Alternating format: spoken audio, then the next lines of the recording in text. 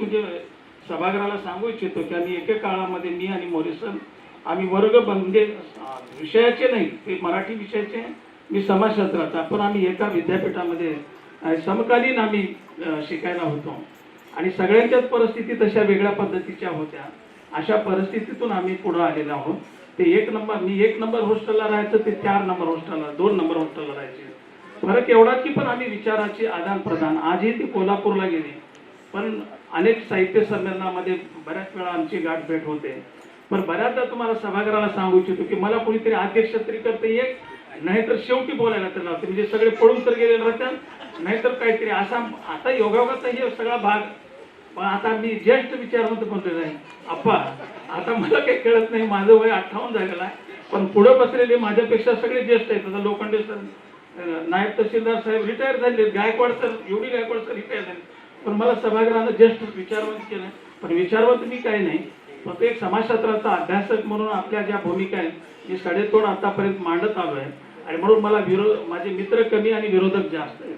त्याचं कारण असं आहे की मला जी गोष्ट पटते ते पटते म्हणतो, नाही ते नाही म्हणतो. बऱ्याचदा काही गोष्टी अशा पद्धतीने घडत असतात, पण समाजामध्ये वर्तन करीत असताना ज्या गोष्टी अभिप्रेत आहेत त्या प्रामुख्यानं बौद्ध साहित्याच्या माध्यमातून, आंबेडकरी विचारवंतांच्या माध्यमातून ज्या गोष्टी मला अभिप्रेत वाटतात त्या महत्त्वाच्या वाटतात आणि मी ते सभागृहामध्ये सातत्यानं मांडतो. आता बौद्ध साहित्याचे जशा पद्धतीनं माफक अपेक्षा केली होती आपले आयोजक राजेंद्र कांबळे यांनी की समाजाचे जे प्रश्न आहेत ते साहित्यामधून आले पाहिजे, पण तो बरेच प्रश्न, समाजाचे प्रश्न जे आहेत, आता मोरे सरांनी आजच्या समकालीन समाज व्यवस्थेमधले जे प्रश्न लोकशाहीच्या संबंधामध्ये असतील किंवा वेगवेगळ्या सत्तेच्या संबंधामध्ये असतील त्या संबंधीचं म्हणजे आजचं भाष्य त्यांनी केलेलं होतं, ते मला महत्त्वाचं वाटलं. म्हणून तुम्ही एक लक्षात घ्या की साहित्यातले जे प्रश्न, समाजाचे प्रश्न आहेत ते साहित्यामध्ये आले पाहिजे. पण ते अनेक प्रसंगानुसार मी तुम्हाला सांगू इच्छितो की साहित्यामध्ये आपले प्रश्न आले. आता तुम्ही म्हणता की रोजगाराचा प्रश्न असेल, दलित रिझर्वेशनचा प्रश्न असेल, आजच्या काळातला अ ब कडचा प्रश्न असेल, हे सगळे प्रश्न आमच्या समाजशास्त्राच्या अभ्यासामध्ये आम्ही सातत्यानं मांडत आलो. सभागृहाला सांगायला मला आनंद वाटतो की मी समाजशास्त्र अभ्यास मंडळाचा अध्यक्ष म्हणून मी नामांतर चळवळ मी आपल्या BA सेकंड इयरच्या अभ्यासाला लावली, दलित पॅंथर चळवळ ही BA सेकंड इयरला लावली. त्याच्यानंतर आतापर्यंत छत्रपती राजर्षी शाहू महाराज, महात्मा फुले हे बऱ्याचदा पुणे विद्यापीठाला कधी अभ्यासाला लागले नव्हते. पण 2008 साली मी माझ्या स्वामी रामन तीर्थ मराठवाडा विद्यापीठामध्ये शाहू महाराज आणि आरक्षण पॉलिसी हे मी त्या 2008 साली मांडलं. म्हणजे का मांडलं, हे खुशीसाठी मांडलं नाही. समाजाचे जे काही मूलभूत प्रश्न आहेत ते मूलभूत प्रश्न समोर लोकांसमोर विद्यार्थ्यांमध्ये आले पाहिजे, ही भूमिका, माफक भूमिका घेऊन आम्ही अभ्यासक्रमाची निर्मिती केली. मी तुम्हाला सांगू इच्छितो की मी 2004 साली एक सुतोवाचक शब्द उच्चार केला होता की मी आता संमेलनाचे अध्यक्ष गायकवाड सरांना बोलताना म्हणालो की माझे आणि जयसिंगराव पवारांचे अत्यंत जवळचे संबंध. मी छत्रपती राजर्षी शाहू महाराज आणि आरक्षण धोरण याच्या संबंधानं माझं रिसर्च झालं आप्पा. तर त्या काळामध्ये मी 2004 साली मांडलेलं होतं की भविष्य काळामध्ये आरक्षण हे अत्यंत धोकादायक होऊ शकेल, कारण का ह्याच्यामध्ये सगळी पाटापोट होईल आणि प्रत्येक जण टेपळी घेऊन उठेल की मला माझं आरक्षण स्वतंत्र द्या. हे सुतोवाच मी 2002 साली मांडलं होतं. तर ते आज अबकडच्या रूपानं पुढे आलं. प्रत्येक जात स्वतःच्या अस्तित्वासाठी, स्वतःच्या व्यवस्थेत बदलासाठी निघालेली आहे.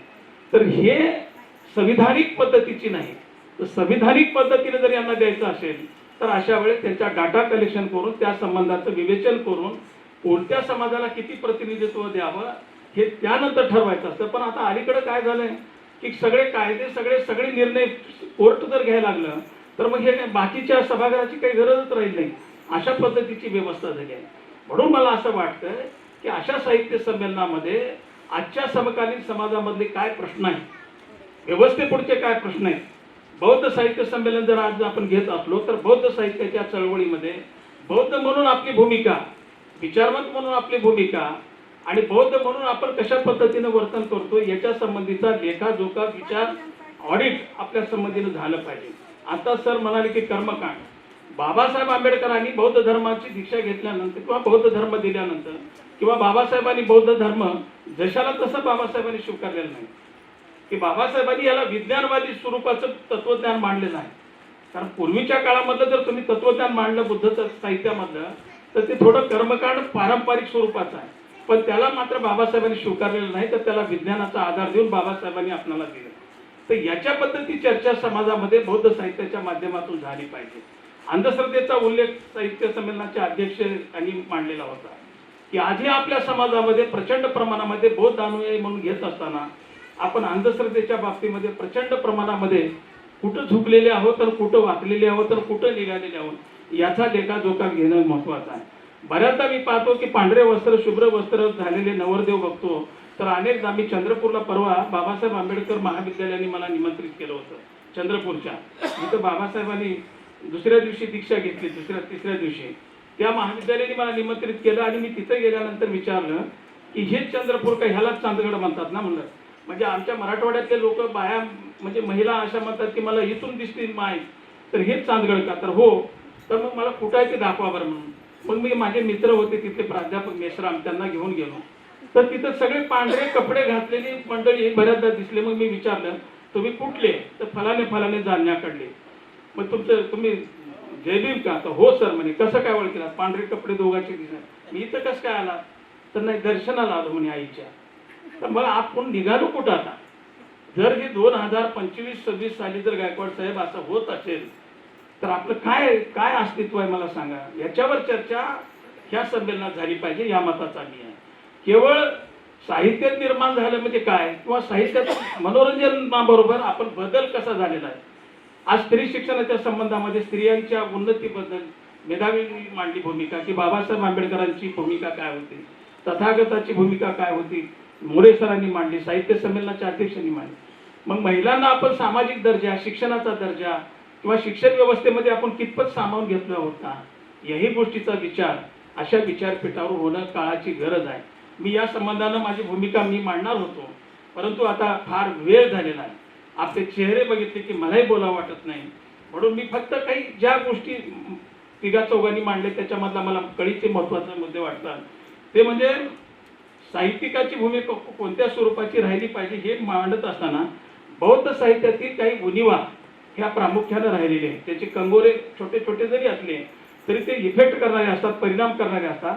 तर ते बौद्ध साहित्यातील ज्या उणिवा आहेत त्या उणिवा दूर करण्याचं काम हल्ली नवोदित जे साहित्यिक यायला लागले त्या साहित्यिकांनी त्या संबंधानं मांडलं पाहिजे, या मताचा मी आहे. केवळ एखादी भूमिका मांडली आणि ती भूमिका फलदायी असू शकते, पण दुसऱ्या बाजूला तीच भूमिका कोणत्या स्वरूपाची आहे याचाही विचार अलीकडच्या साहित्यिकांनी हे केला पाहिजे. याचे भान आजच्या साहित्य क्षेत्रामध्ये निर्माण झालं पाहिजे. अशा पद्धतीची विचारधारा आपण निर्माण करणं मला महत्वाचं वाटतं. तसंच मोरे सरांचा विषय अवघड वाटला, प्रतिरोध लोकांना असं वाटतं, पण हा विषय अवघड नाही. खरं समजून घेतलं तर खरंच आपण आपल्याला स्वतःला अवलोकन केल्यानंतर लक्षात येते की आपण खरंच कुठपर्यंत पोहोचलो. पण तो विषय जर सकाळी राहिला असता 10च्या सत्रात तर ते महत्वाचं वाटलं असतं. पण तुम्ही अशा काळामध्ये मांडत होता की सगळी माणसं आता थकून गेलेली, युद्ध सगळं संपून गेले ना, आता काही राहिले. त्या काळात तुम्ही तलवार घेऊन निघाला, पण ती काही तलवार चालली का नाही चालली मला माहिती नाही, पण चांगली गोष्ट आहे की तुम्ही तत्वज्ञान हे खरं आहे. मोरे सर जे ज्या पोटतिडकीनं मांडत होते ती भूमिका जर लक्षात घेतली गेली तर आपण खरंच ह्या गोष्टी समजून घेणं काळाची गरज आहे असं मला सातत्यानं वाटत आलेलं आहे. बऱ्याचदा बौद्ध साहित्याच्या संबंधामध्ये लोक म्हणतात की बौद्ध साहित्य म्हणायचं का दलित साहित्य म्हणायचं, हा कळीचा मुद्दा तिघापैकी चौघापैकी कुणीतरी छेडला. पण मी या मताचा आहे की बौद्ध साहित्य, बौद्ध ही जी कल्पना आहे ही कल्पनाच बाबासाहेबांनी आम्हाला सांगितली. म्हणून मला असं वाटतं की आंबेडकरवादी साहित्य हेच त्याचं सगळ्यात मोठं नाव असू शकतं असं मला वाटतं. आणि अशा पद्धतीचा विचार राजा ढाले यांनी त्या काळामध्ये देखील मांडलेला होता. म्हणून मला यांच्यामध्ये, आता तुम्ही सगळे साहित्याची मंडळी आहेत, मी समाजशास्त्राचा सामाजिक शास्त्राचा माणूस आहे, मी घुसखोरी करत नाही, पण माझं मत आहे किंवा तुम्ही कशाला काय मांडावं काय नाही हे तुमचं मुद्दा. पण मला असं वाटतं की हे आंबेडकरी साहित्य हे त्याच्यामधलं महत्वाचं आहे आणि ज्या नावामध्ये एक स्पिरिट आहे त्या स्पिरिटला बघूनच लोक मोठ्या प्रमाणामध्ये उसळून येतात.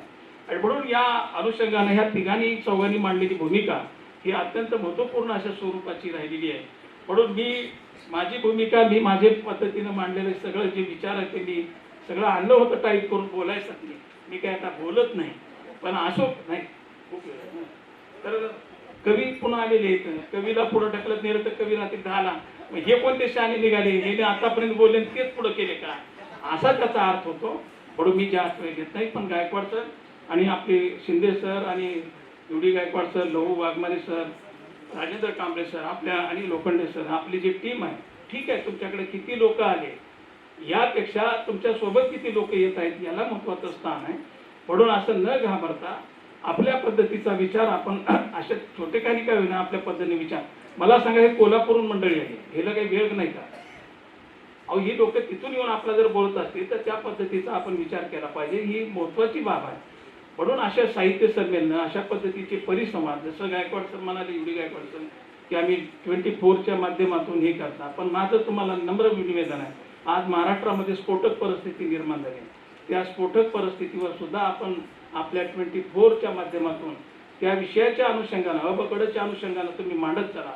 कारण सलोखा निर्माण झाला पाहिजे. हे चुकीच्या पद्धतीनं माईक हातात आले की भांडणाचा धिंगाणा सुरू झाला आहे. कुणाला रिझर्वेशन पॉलिसीबद्दल काय रिझर्वेशन आहे, कुठलं रिझर्वेशन आहे, संविधानिक मूल्य कोणतं आहे, काही माहिती नाही. कुठला माहिती सुरू ह्याने त्याला त्या हे महापुरुषांचे नाव घेऊन सगळ्या चुकीच्या पद्धतीनं मांडणी सुरू व्हायला. पण हे समाजाला घातक आहे, हे समाजाला पुढे घेऊन जाणारी पद्धत नाही. आणि म्हणून या संबंधानं एक सैद्धांतिक मांडणी समाजासमोर आली पाहिजे. विचारवंत आणि बॅलन्स पद्धतीची भूमिका मांडली पाहिजे. आणि न्यायालयीन प्रक्रिया जरी असली तर ती न्यायालयीन प्रक्रिया एक हाती चालत नाही. तर त्यामध्ये वेगवेगळ्या पद्धतीचे जे डाटा कलेक्शन करून जी भूमिका मांडली जाते ती भूमिका प्रमाण मानली जाते.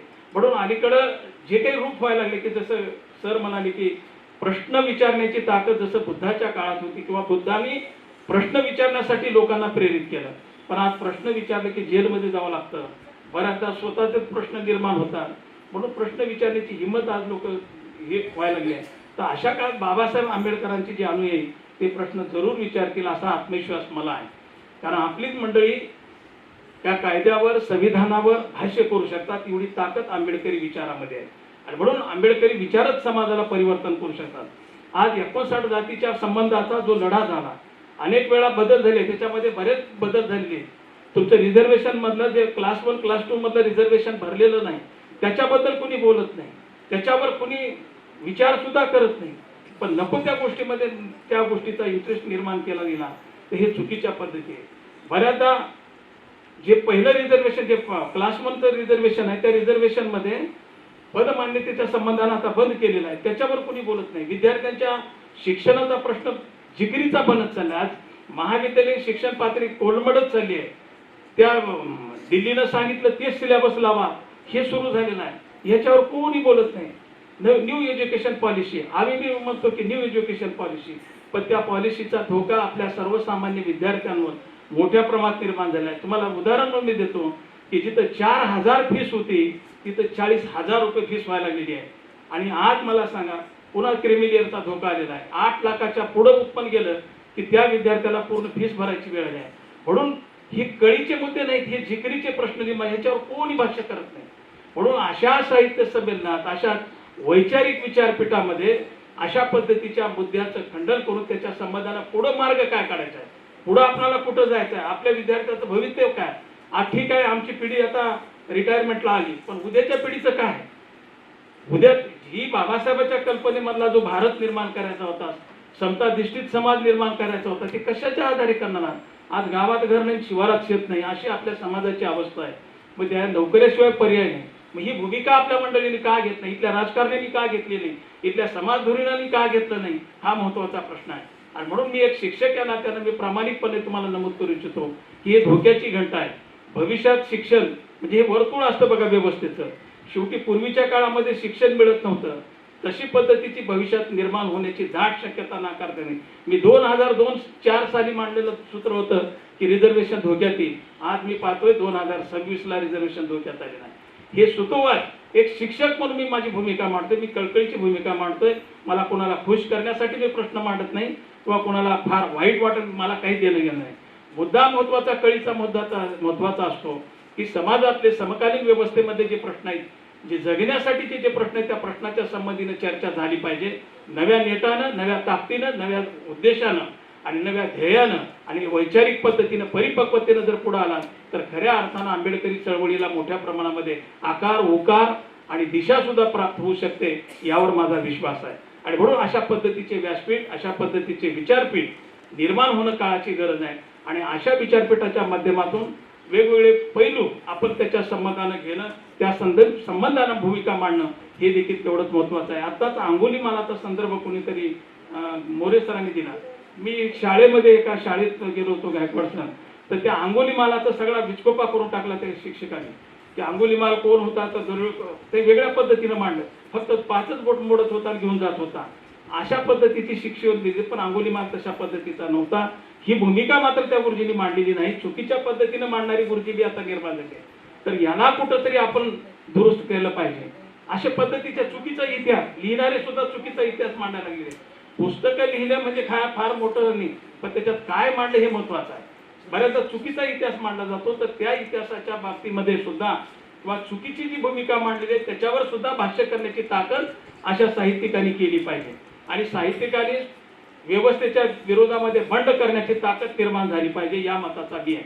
केवळ तू फार छान दिसते तर तुला फार इथून दिसतो हे ह्याच्यामध्ये फार काळ घालू नका आता, असं मला विनंती करायची आहे. गाडगे सर, आता तुम्ही बंडाच्या कविता निर्माण करा. तुम्ही इथून आता प्रश्न समाजाच्या संबंधाचे जे प्रश्न आहेत ते प्रश्न कशा पद्धतीने पुढे येतील आणि त्याच्यातून कशी सुटका करून घेता येतील अशा पद्धतीच्या गोष्टी निर्माण करण्याची काळाची गरज बनलेली आहे असं मला वाटतं.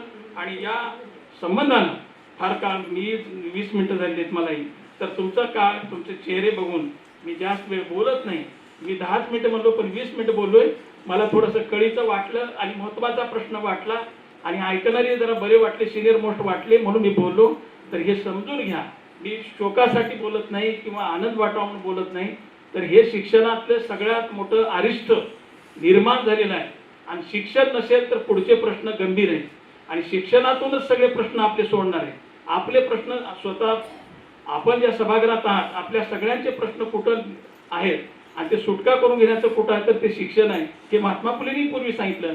पण आता नव्यानं प्रश्न निर्माण झाले, त्या प्रश्नाची सोडवणूक करण्याकरिता महात्मा फुले तर आता तुम्हाला बंड करावा लागेल. ही मात्र भूमिका आपण घेऊन काम कराल अशा पद्धतीचं अपेक्षा आपल्या सभागृहाकडून व्यक्त करतो. आणि आदरणीय विचारपीठ या संबंधानं या संमेलनाध्यक्ष प्रशांत गायकवाड सर आणि आपले स्वागत अध्यक्ष चंद्रकांत शिंदे सर, राजेंद्र कांबळे सर, सोबत युडी गायकवाड सर आणि लहू वाघमारे सर, आपल्या सर्वांनी मला निमंत्रित केलं त्याबद्दल मी आपले धन्यवाद व्यक्त करतो.